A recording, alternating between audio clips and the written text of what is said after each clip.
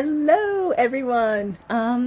As promised, you might have noticed that I am outside right now, and that is because it's beautiful and sunny here where I am in Croatia, so I can finally kind of show you the nice balcony view that I have. So yeah, I'm just going to attempt to kind of do a little rotation around so that you can see how beautiful it is. So I might do like a couple just so I can kind of get the panoramic shot in. Let's see here. Okay, here we go. Woo, look at that beautiful view. So this is kind of what I like to kind of go out at the end of the day and have a look, see all these really cool houses. I don't know if you can see that, but let me move over here. If you can see over my shoulder, there are some really, really cool houses kind of like built into this mountainous area where I am at. So that's really cool. So that's the first thing. I wanted to just keep my promise to you all that I'd show you what it's like out here on my balcony. So second thing is really the main part of today's live stream is that I had a question from someone from my last live stream about, you know, how do you choose the reward that that's going to motivate you, because, you know, if you're a business owner and you don't have an employer anymore, then you're not going to be getting that like sort of salary bonus kind of reward that you're used to having. So when you first become self-employed first starting your business, how do you figure out like how to motivate yourself? How do you figure out what your reward is going to be? And that is a question that I got from Matt.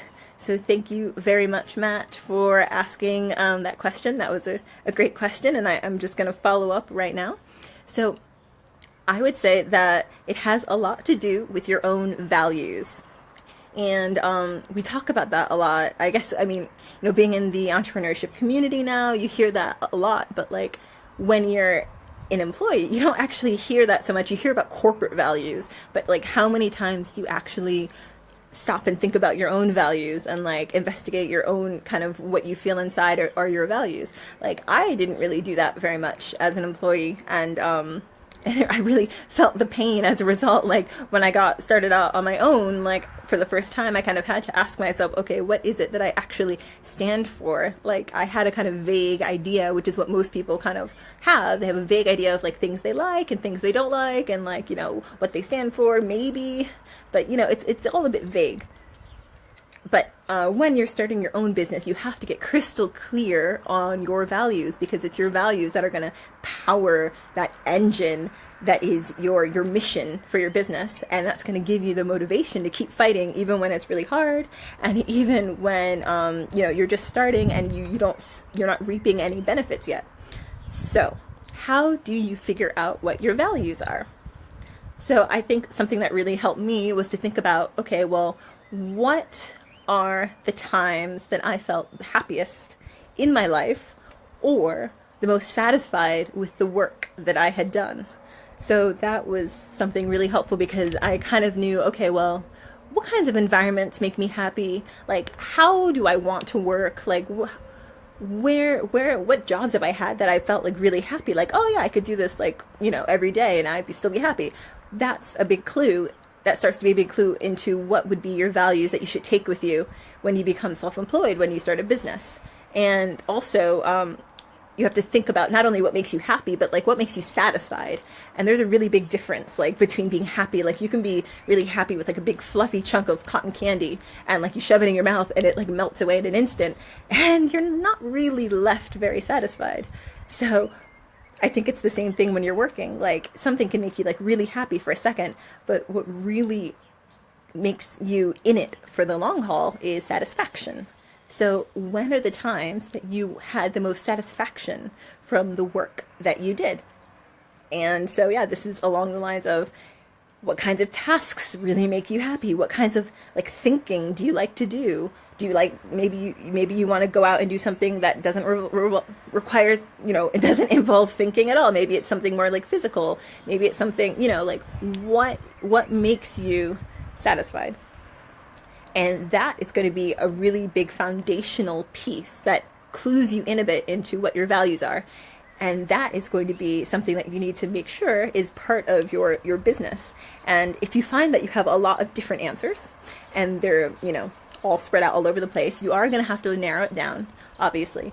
But when you're just starting out, it's really great to kind of just get these all out on paper, kind of like, if you know about mind mapping, I highly suggest doing a mind map of yourself, because it's really going to give you a lot of perspective if you kind of have a sheet of paper and you can say, wow, that's me on a piece of paper, and you can kind of start making connections for yourself and seeing like maybe things you never thought about that connect.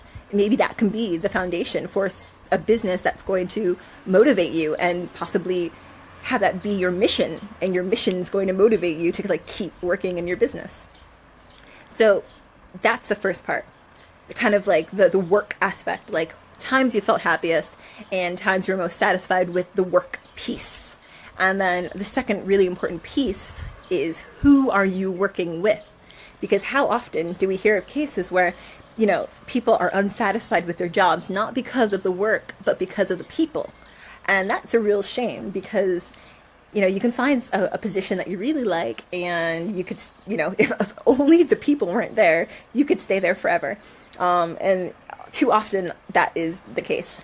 So that's the other thing you have to think about. When are times where you were working with people, or even not even working, even just interacting with people who you really enjoyed interacting with?